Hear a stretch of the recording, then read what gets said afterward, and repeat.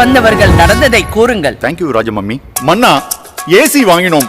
On செய்தால் அனல் காற்று வீசுகிறது. ஏசியா அடுப்பா என குழப்பமாக இருக்கிறது. கேட்டால் கம்ப்ரசர் ஃபால்ட் என்கிறார்கள். அது கம்ப்ரசர் ஃபால்ட் இல்லை, விற்றவன் கண்ணியத்தில் தான் ஃபால்ட்.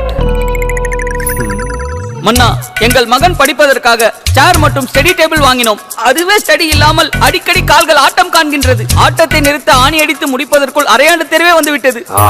இதனால் பிள்ளைகளின் படிப்பு ஆட்டம் கண்டுவிடக் கூடாது. கண்டிக்கிறேன், அவனை தேடி தண்டிக்கிறேன். வாங்கிய புது பாத்திரங்கள் எல்லாம் ஒரே மாசத்துல ஓட்ட உரசலாகி அதற்கு பேட்ச் ஒர்க் பார்த்தே கைகள் புண்ணாகி விட்டது மன்னா. பேட்ச் ஒர்க்கா?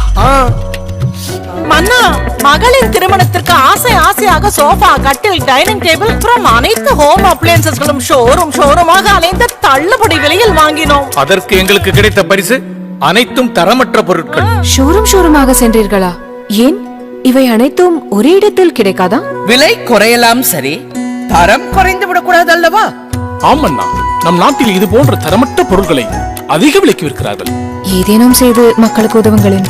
மகனே, தரமான வீட்டு உபயோக பொருட்கள் அனைத்தும் மக்களுக்கு நியாயமான விலையில் ஒரே இடத்தில் கிடைக்குமாறு நீ ஒரு இடத்தை உருவாக்க வேண்டும். நிச்சயமாம்மா, உங்கள் விருப்பத்திற்கு இணங்க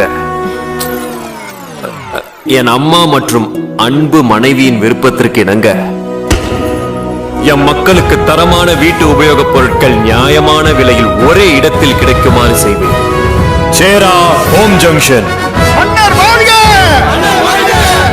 வீட்டு உபயோகப் பொருட்கள் அனைத்தும் வியப்பூட்டும் விலையில். சேரா ஹோம் ஜங்ஷன், கிராஸ்கட் ரோடு மற்றும் சுந்தராபுரம், கோயம்புத்தூர். சேர்ந்து வாங்க, சேராவுக்கு வாங்க.